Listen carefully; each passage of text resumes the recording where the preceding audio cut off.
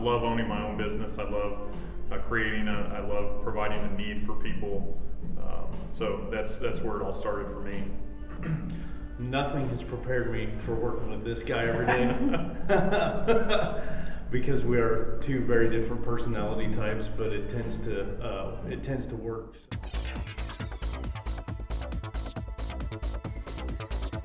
Again, this may be where we have two different answers for you. I would say, as I told you before, a big influence for me was Stephen Covey, 7 Habits of Highly Effective People, and my favorite was the 8th habit. And the 8th habit is giving people a voice. It's trying to see things from their perspective, understanding where they're coming from, even if I think that what they're doing is conflicting in some way. Just helping them have a voice, I think, is really important, because then they get buy-in. Another thing is just seek to understand and then be understood. I personally don't know if I would describe myself as a successful leader of others. Some other people may say that. I don't know if I would. I think my MO in that regard is to try, and if you fail, try again. I'm a do-it-yourselfer. If there's something that needs to be done, I'm not going to wait around and look for someone else to do it. I'm just going to get out there and try.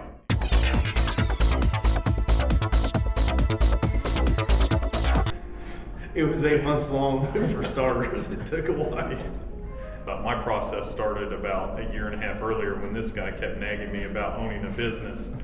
I told him at the time I already owned 2 businesses. I had that covered, and I didn't really need another one, but he was relentless, and here we are. And so what we like about the ad sheet is it's a solid business, long-term brand, good base of customers, and the content that we develop on a weekly basis translates really good into digital.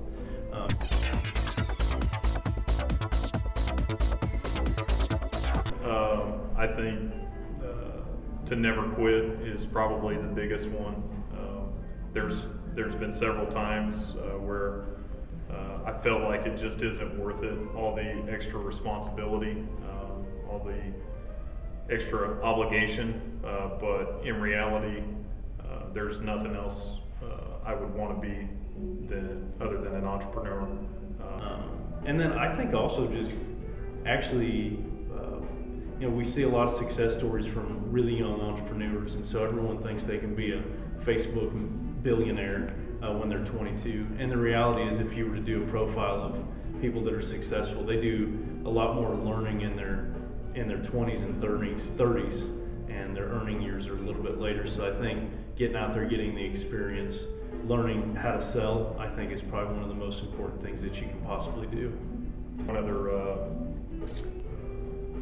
variable, I'd say hire people that are smarter than you. I don't think that any successful entrepreneur would ever honestly state that they had the skills and the abilities to make their business go on their own, and that's something that we are always looking for is talent and people that have better skill sets than we do.